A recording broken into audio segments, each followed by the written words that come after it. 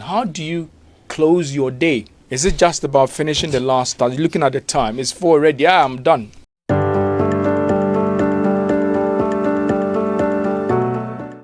So you see that many people in the organization, they complete their work, they don't close it. So you do the last activity, that's completed. But you didn't close it. Where did you pick your resources from? Did you take them back? So they come back the next morning, they don't even know where to find their resources. Where did I keep this? Where did I keep my book? Poor closure. Should I give a basic example? And I'm so guilty of it. You know, back in the day when we were growing up, primary school, you write exams and they say, read over your work. I said, I've written a thing. Why should I go back and read it? Okay, so that's completing. You've done. I've completed it, but I've not closed it. I've not gone back to read over. Read over. So you reading over, tying all the loose ends, crossing the T's, that is basically close. That's a simple, good example. So the advice is this. In our organization, we need to get people to close their work, not just complete the last task. So when they finish, they need to make sure they review what were they supposed to do. So remember when we started, I talked about a Stolo worksheet. You need to have that sheet where you know exactly what you have to do. What are your targets, critical things that you have to perform.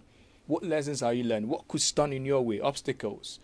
Then what could be the outstanding? So when you finish, you need to review, then close your work. What did you set out to do? Yes. What have you done? What have you done? What lessons changed? can you learn? That is proper closing. So the lesson here again is don't just finish, but make sure you tie all the loose ends. So we'll be going through what you do to make sure you go through the closure properly. So I have a checklist for you. That's what I'll be doing.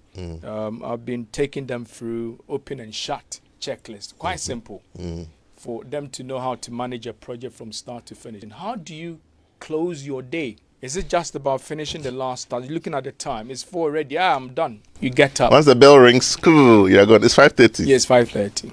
Some people, if you go to the public, I wouldn't mention names, public sector. They'll come for you. Organizations, they're around 4, they are looking at their time.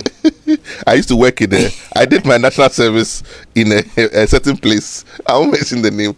At 4:30, they start preparing. They're preparing. To go down for the bus. Yeah. So the whole 45 minutes is lost. It's lost. Waiting for 5. There's a lot to say there in that area. But let's leave it, and that will be something we'll talk about later. So think about these questions to activate your prefrontal cortex. It's a part of your brain, basically.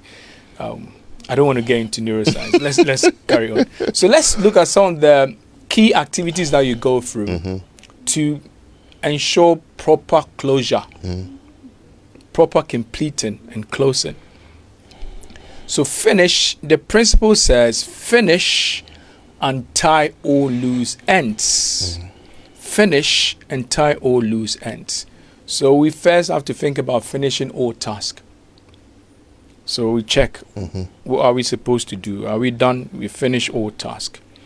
You need to make final payment and close all contract. So you can't tell me the project is closed, is done, when you've not made all your payment, when you've not actually closed all contract. So remember, we have something called deferred liability period. When you have a project and you complete it. So here you've completed but not closed. You wait for, maybe when it's construction, you use like 1 year. You need to come back. When they are defect, you come back and correct them. So deferred liability period, we also call it defect correction period. You come back and repair fault. Is a reason why you would hold on to the retention. So we hold on some part of the money, retention, so that we have some assurance that you'll be coming in. If there are issues, if there are defects, you will come back and fix them. So once you've done the job, so you have the road, people are using it, you think it's closed. It's not closed yet. It's been completed. That project is not closed.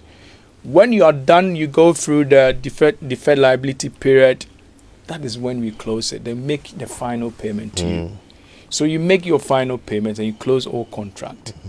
You need to confirm work matches requirements. Very, very important. I call it product verification.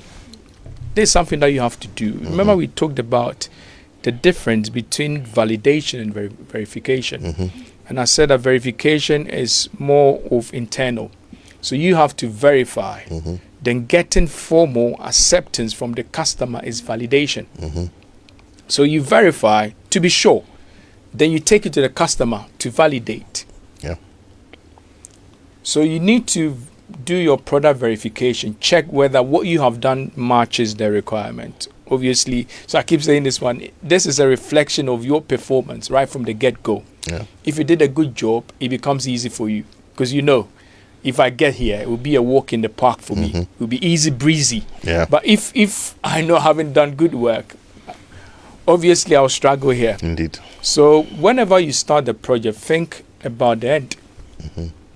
How would I end? You think about it right from the beginning. And that would drive you, and that could help you do a better job. Yeah. So that's the advice I give to some of my students and the organizations I train. Now there's something called gap of execution. Gap is like a gap. Okay. So what you have done compared to what you are supposed to do, is there a big gap? Gap of execution. So would it be the same as? Would it be the same as level of deviation? Deviation. What they expected versus what you have done. So when you do proper verification, you gauge and act properly, you'll be good.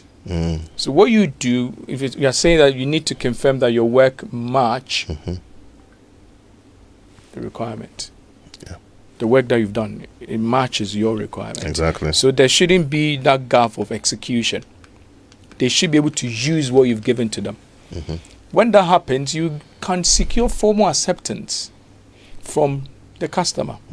Call it the sponsor. So this is product validation.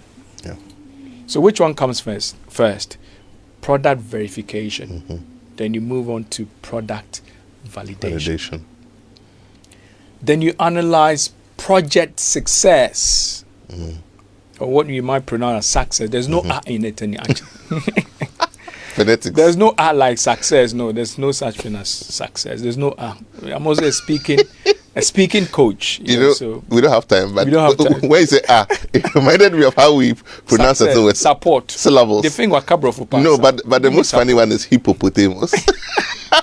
Let's not digress. No, let's stick to the menu. Let's be fair and stick to the fair. All right, great. So you Hippopotamus. analyze your project success. You need practice to be able to say it sometimes, though. It's a mouthful sometimes. So you need to check. Remember, right? So I keep saying this. If you do a good job, this will be easy for you. Right from the beginning, we had our success criteria. We understood what we use to measure project success. So if you analyze, it becomes easy. Indeed. This will be in your project charter. So you're asking you, what do you need? What artifact would you need to close a project properly? You have options. Project charter is in there. You should know. Yeah. It's simple.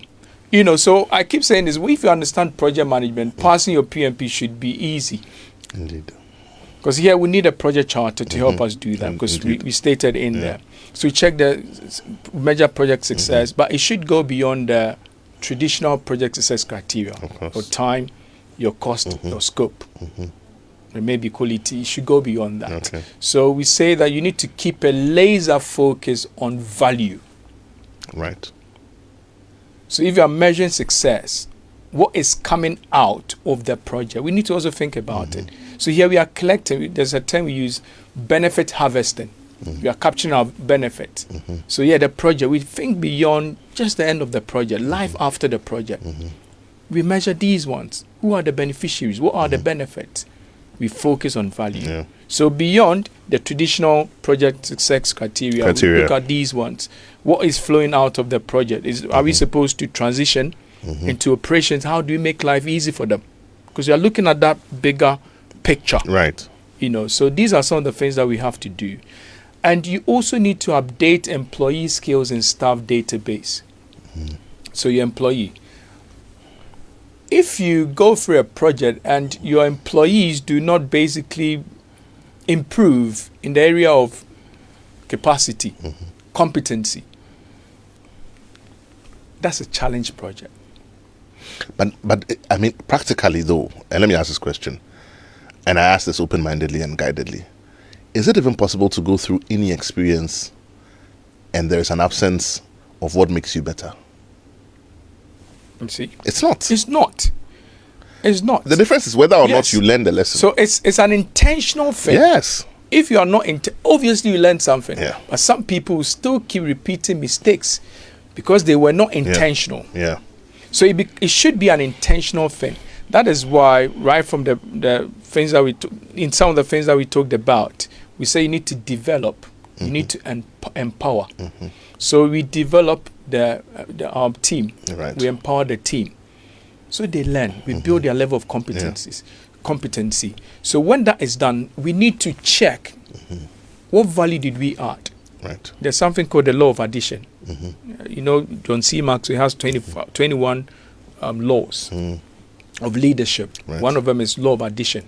The other one is law of empowerment. So as a project manager, did you add value to any of your team members? Actually, you should add value to every member of the team. There's something they know how to do now or better that they didn't know before. And we should update it. We should know, what did you learn in the project? We develop your skills. You didn't know how to maneuver Excel. Now you know. You didn't know how to do presentation. Now you know. You didn't know how to use some of the software, MS Project, to manage a project. We've taught you. Now you know. So we need to update it. In our next project, I know your level of capacity, where you sit now. So if I'm allocating, if I'm delegating task, I know what I can give to you now. Look at this. We thought we are finishing the work, but look at the things that we are doing. And many of us, we don't do it. Yeah. So we jump into our next project that might be a little bit similar, and we are found wanting. Start scratching our heads. But if we close project properly, we always learn and do a better job. Now this will be coming up when you have a project at the understanding stage, we can call it initiation stage. You will capture all your lessons learned because you want to keep improving. So you do a good job here. Then you update and archive all records. But look at what some people will do. Yes, we update, archive our records. But next project we are looking for, we can't find it. Missing link, retrieval method. So it's not just about you archiving, documenting. You also need to find a way to retrieve them easily. So I say this, think about ease of retrieval. How can I find this? I might need it in 5 years' time. I might need it maybe in a year's time. Sometimes it could be 10 years' time. If I'm looking for it, how can I easily find it? So you use retrieval methods. Some people use serial numbers. There's something called control schedule to lead. There's been an archiving index. Yes, index. So you index all of them, give them serial numbers, build a proper control schedule. If you are looking for, you know where to find them. Exactly. That should be done. So again, it's not just about you finishing the last task, wrapping up and leaving. There's a lot to do here. Now that you talk about it, I see the enormity of it. Because if the closing itself is a whole activity on its own, to go back and tick every box and double check what you've done, where you started from, where you're going, whether you're able to achieve level of deviation on all fronts, including value for the beneficiary of the customer, and even referencing going forward. Yes. Then it's something that should be taken very seriously. We should. And we reinvent the wheel because of poor closure. So look at what you also need to do. You need to develop your lessons learned report. But I'll tell you this, you don't need to wait to the end before you start collecting your lessons. Start thinking about the lessons. You can gather them. Part of you right from the beginning. Right. So at the elaborative stage or elaboration stage, you need to raise your lessons learned register to start collecting your lessons. So here, what am I doing? Just updating, finishing off. What are the few lessons to go? We learn them. We put them. We have a report. And the report goes into your OPAs. Key artifact or document code, lessons learned repository. So it goes in there. And you keep it. You file it nicely. If you have a project that is similar to what you did, you feed on it. It makes life easy. Yeah.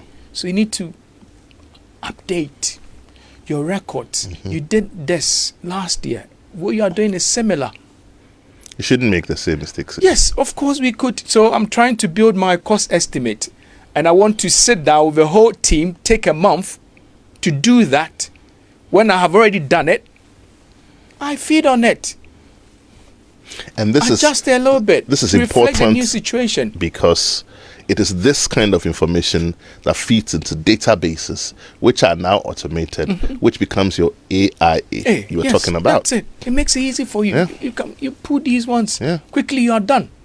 You want to know how many projects have been completed in Ghana in the last 5 years under $2 million. If everybody is closing and submitting their data to the PMI and to the Statistical Institute and That to should be the easy. Ghana Institute of Architects and to Ghana Construction Institute and to everybody, that's where the data will be. That data is on some system. You can spool it. You can sit here in front of a microphone and just go to ChatGPT and ask that question. And get it. I mean, I did some work recently and I asked for a simple query. Give me property rates in the airport city area in the last 2 years. I was shocked. They were giving me names of companies. It's a big report. But where is that data? Somebody has fed it into some system. Of course. So if you can do that, like you're saying, it will be easy. So you realize why some organizations are better than others. It's not like they're performing magic. They are following principles. So I wrote this quote. Smart, great organizations, they build on the rock of project management. Please, where's the patent office in Ghana? I have a lot of these things, but I say it and I can't patent it. And then the next time I hear somebody saying it. So they build on the rock of project management. Yeah. Those who are struggling, they build on the sun of poor management. So you see some people build on the sun, others are building on the rock. Yeah. So if you are struggling, know there are some things that are not going right. If you could find the light, you'll be good. So these are some of the things that we should do to do a better job. But there's a song growing up about it in Sunday school. The wise man built his house upon a rock. And you're not wise because you have a certain extra capacity, but because you use information available to become better, so you don't repeat the same mistakes. Yes. Yeah. So if you follow these ones, will be good. Will be good. And some of the problems that we go through, they're not necessary. We'll basically avoid all these ones. Right. Then we prepare a handover report. So we put everything together, have a handover report. Handover report, you also talk about transition. It should be in there. Because when somebody is picking it up, moving into operations, how do we make life easy for them? There's a project that we embarked on in Kumasi. When the project was done, Sokoban Wood Village, when it was done, we had to transition into operations. They did a good job. So the report, if you look at the report, we were moving in and taking the project into the operation phase. But the report was so good that it made things easy for us. So you need to make sure you have things that could make transition easy for them in the handover note or report. Then I'll say this: we need to celebrate before we disband or dissolve the team. There should be celebration. Reward effort. Because we've done something called celebration. Okay. Thinking, it means thinking. Celebrate means think. We've celebrated to achieve, so we need to celebrate achievement. Okay, so just so my listeners understand what you are saying, the word cerebrate comes from the root word cerebral. Cerebrum. Cerebrum, yes, which is a part of the brain. Part of the brain.